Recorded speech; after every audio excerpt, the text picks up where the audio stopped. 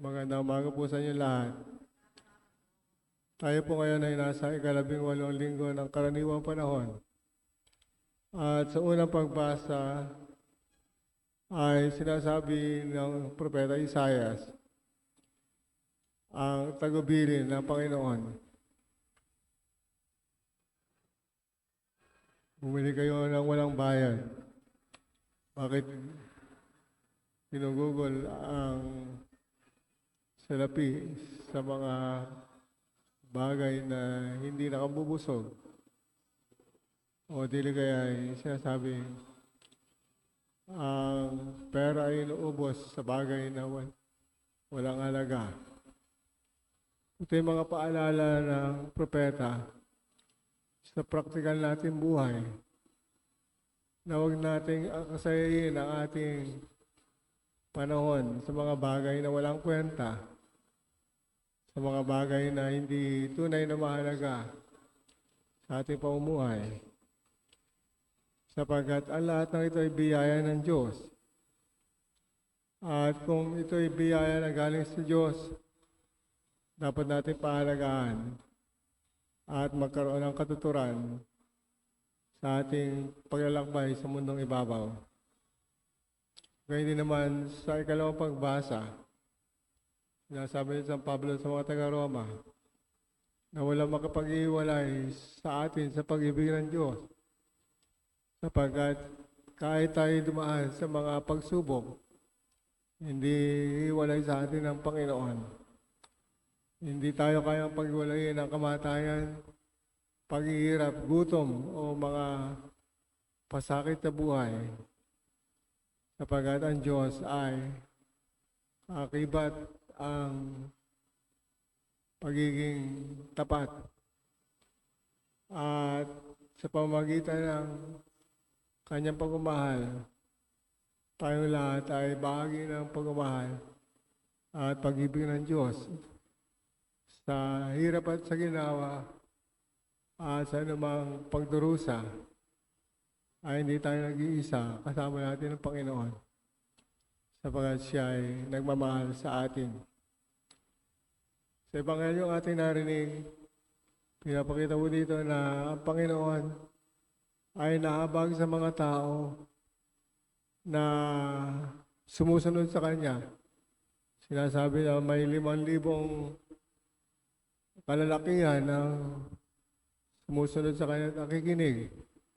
Pero pa yung mga babae at pero pa yung mga bata. Pero saan sila kukuha ng pagkain sapagkat malapit nang dumilim. Kung kaya't namumblema yung mga alagad. Kung kaya't ang kanilang suggestion ay pauwiin na yung mga tao sapagkat wala na silang makakain. At maaring wala na rin mabili na pagkain. Kung kaya mas maaga silang pauwiin, hindi sila magugutom sapagkat meron silang magagawa paraan. Pero nagtaka sila sapagkat sinabi ng Panginoon, huwag niyo silang pauwiin, kaya magbibigay ng pagkain sa kanila.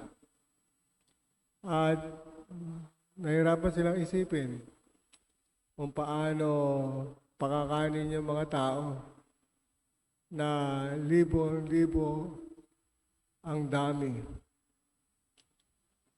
At sinabi ng Panginoon, kayo magpapakain sa Kanya, pero lima lamang po yung tinapay natin. At dalawa yung isda. Mga kapatid, sa mga pagkakataon na parang wala tayong magagawa, ay dapat natin isipin, ang Diyos ay nag-iimala. Ang himala ay mayroong 4 na sangkap. Una, kinakailangan mayroong pangangailangan. Tulad ng sitwasyon na ito na kailangan nila ang pagkain.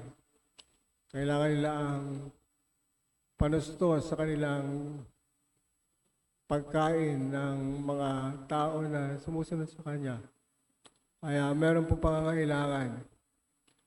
Pangalawa, ang himala ay nangangahulugan na dapat din meron tayong mga elemento o sangkap na magbubunga ng himala o biyaya. Tulad nito, meron 5 tinapay at 2 isda na ipinagkaloob ng mga alagad mula sa kanilang mga kasama. Kung kaya mula sa kokonti ay dumami sapagkat naging mala ang Panginoon. Hindi niya hayaang magutom yung mga tao.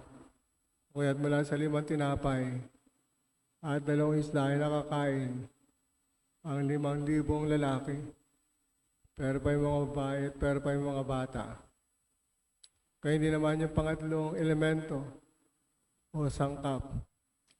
Ang himala ay kinakailangan merong pagsamba, nakaakibat, bilang nananampalataya sa Diyos.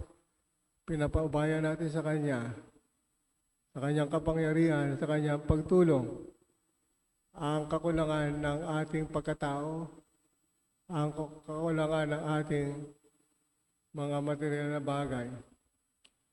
Kung kaya meron pangangailangan, meron sapat na elemento at meron pagsamba. At panguli, ang himala ay meron ding kinakailangan pagsunod. Hindi sa ating sarili, sa mga kagustuhan natin, kundi pagsunod sa kalooban ng Diyos. Tulad ng ginawa ng mga alagad. Matapos paghati-hatiin ng Panginoon ang tinapay, ito'y pinamigay sa mga tao at sinunod ang utos ng Panginoon na huwag silang pauwiin at pakanin sila sa pamagitan ng pagpaparami ng tinapay at 2 isda. Mga kapatid, sa ating pong buhay, meron din tayong tinatanggap na biyaya ng katawan at dugo ng ating Panginoon sa pamagitan ng banal na Eucharistia, sa pamagitan ng ating pagsisimba at pagtanggap ng banal na komunyon ay ating natatanggap ang biyaya ng buhay, ang tinapay ng buhay at ang inumin nagbibigay ng buhay na walang hanggan. Kung kaya tayo lahat ay dapat makiisa sa himala ng Diyos sa ating buhay. Pero kinakailangan pong kumpleto yung 4 na sangkap ng paghihimala. May pangangailangan, mayroong elemento na dapat natin gamitin. Meron tayong ginagawang pagsamba at nakahanda tayong sumunod. Hindi sa ating sariling kagustuhan, kundi pagsunod sa kalooban ng Diyos. Amen.